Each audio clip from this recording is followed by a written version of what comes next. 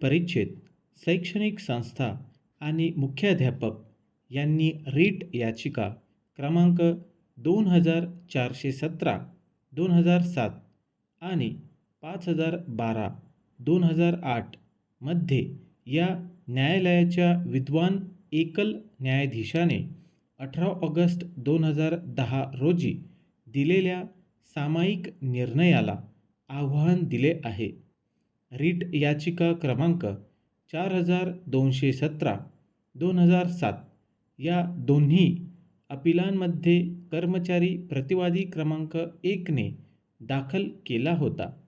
पीठासीन अधिकारी शाळा न्यायाधिकरण अमरावती यांनी अपील क्रमांक 102/1997 मध्ये दिलेला 30 मार्च 2007 रोजीचा निकाल आणि आदेश यांना नकार दिला होता.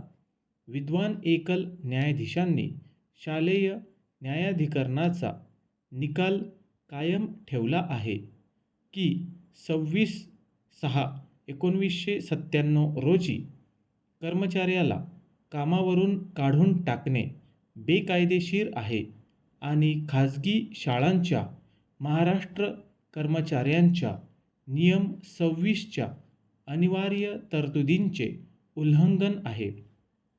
पुनर्स्थापना आणि पूर्ण वेतन मंजूर करण्यास शाळा न्यायाधिकरणाने दिलेला नकार रद्द करण्यात आला आहे. ती रक्कम शिक्षण उपसंचालक कार्यालयाकडून परत मिळण्याची परवानगी व्यवस्थापनाला देण्यात आली आहे.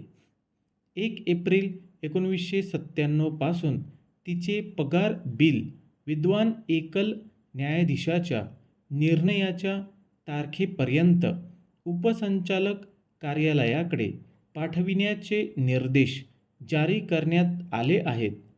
अपीलकर्ता क्रमांक 1 सरस्वती सोसायटी 1986 वर्षापासून एक हायस्कूल आणि एक कनिष्ठ महाविद्यालय चालवते आणि प्रतिवादी क्रमांक 1 ची 11वी आणि 12वी इयत्ता शिकवण्यासाठी 28/6/1993 रोजी प्रोबेशनवर आणि शिक्षण उपसंचालकांच्या मान्यतेवर अधीन कनिष्ठ महाविद्यालयात जीवशास्त्र विषयातील व्याख्याता म्हणून नियुक्ती करण्यात आली. अनुशेष असल्याने शिक्षण उपसंचालकांनी केवळ 1 वर्षासाठी मान्यता दिली.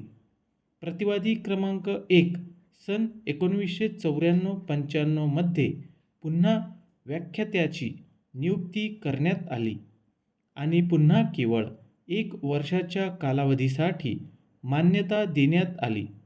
सन 1995-96 मध्ये त्यांची 2 वर्षांच्या कालावधीसाठी परिवीक्षाधीन नियुक्ती करण्यात आली होती, परंतु उपसंचालकांनी केवळ 1 वर्षासाठी मान्यता दिली. शिक्षण उपसंचालकांनी 2/1/1997 रोजी आस्थापनेची पाहणी केली आणि विद्यार्थ्यांची संख्या कमी असल्याने 20/1/1997 च्या आदेशाने कनिष्ठ महाविद्यालयातील विज्ञान विद्याशाखा काढून घेतली. त्यानंतर 11वी इयत्तेत विज्ञान शाखेत शिक्षण घेणाऱ्या विद्यार्थ्यांना दुसऱ्या कनिष्ठ महाविद्यालयात स्थानांतरित करण्यात आले आणि 12वीच्या विद्यार्थ्यांना शैक्षणिक सत्र संपेपर्यंत सुरू ठेवण्याची परवानगी देण्यात आली.